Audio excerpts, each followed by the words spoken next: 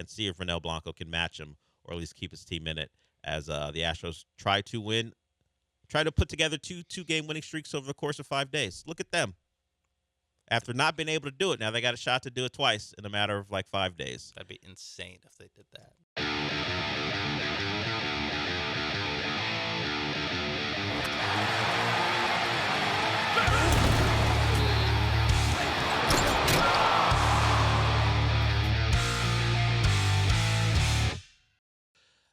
He's a guy who's living up to the belief that people had in him before the year started. It was supposed to be him and Fromber as the 1-2, and with your ace and Fromber, and then Hunter Brown being your solid number 2.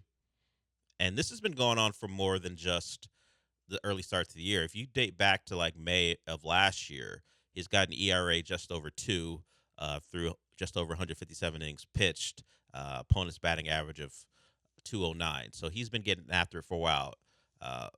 Had 9 Ks last night, 24 consecutive scoreless innings. He's everything you thought you were going to get from him and maybe more. So you got to credit Hunter Brown for taking a step. I at one point was calling him cosplay Verlander. That nickname got retired last year because of how well he did after he found that sinker, and that has continued over nearly 30 starts where he's been the man for the Astros for a while now. It's a long way off, but it's a perfect time to ascend to being a number 1 with the likelihood of Fromber not being around next year. And hey, Fromber's had an up and down year so far, and that's part of the Fromber experience. Sometimes he's great, and other times you're like, man, a walk here or hitting a guy turns what should be a pretty simple inning into a big one, and now he's given up a crooked number, and then Fromber will bounce back within the same game, but maybe you've given up 3 and changed the complexion of the game. So good time for Hunter Brown to elevate himself to a number 1 type talent on that staff, and he's done that so far. So credit to him. Dezenzo had a nice night last night, a guy who's had limited time so far this year. And, of course, we had Altuve with an awful base running error. That happened very early in the game. If you missed it, it was pretty much a lazy fly ball from Yordan, and Altuve gets doubled up pretty easily. And he had a look on his face like, oh, no, I've done it again. It's part of the experience overall with him. But a night that went really well for them, and you'll take it. So playing well, I think you have a solidified, I don't want to say ace, but number 1 in Brown, even though he's number 2 in the rotation. And then what do you get from the likes of Ronel Blanco? You can't see me because I'm shrugging. Oh, okay. People who aren't watching, I'm shrugging. I don't know what I'm getting from Ronel Blanco. I hope for the best, but that has not been the case so far this year. We have not gotten his best. Yeah. His best is no-hitter, right? Yes. No-hitter against the Blue Jays, I think, if I remember that correctly. That's their first one of the year, I think, because they got swept by the Yankees to start the year last year. Yeah, I think so. Could be wrong. I think I'm right. I think that's what happened. They got off. They're up 5-0, and then the game got away from the bullpen late. I think or maybe 4-0. Either way, they lost the first game, and I don't think they won a game in that series. And then Blanco came in on that Monday, and won them their first game. Yeah, and he was a good pitcher last year. He has not been a good pitcher this year, but he'll go again against the great Chris Bassett. Oh, wow. Who has been great this year. You think I'm kidding? No, he's been great. I was like the great Chris Bassett. He's been great through the first part of this year. He's got an ERA under 1, 31 Ks, 5 walks in 23 in the third inning. He's been good this year. That's Hunter Brown numbers. Yeah. I know this show, there's always a tint of sarcasm when we say things, particularly for a player we've never heard of. But Chris Bassett's been really good. It just so happens he's pitching today against a guy who hasn't been good in Ronel Blanco. But you win the game 7-1 last night. You'll take it.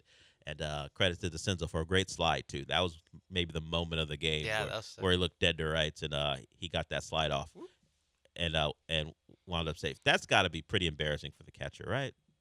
For that to get pulled on you. You think you're in a good spot, throws on time, and you get beat by that slide. He got beat by the slide. No, he 100% got beat by the slide. And, yeah, that is – I don't really know what you do to avoid – I guess you go for, like, the leg.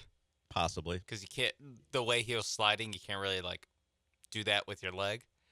But yeah, just moving your arm up, or I guess having your arm up and then waiting until you pass him to lower it. That was a slick move by old Zachy Dezenzo.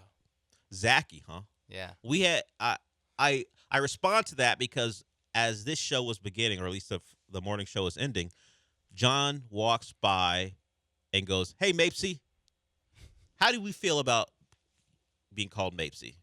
You had a pretty funny thing saying it sounds like I'm just a hockey player. It is very hockey player. That is how they nickname each other by their either first or last name, but mostly last And name. if you can add a Y and make it smooth, then Yeah.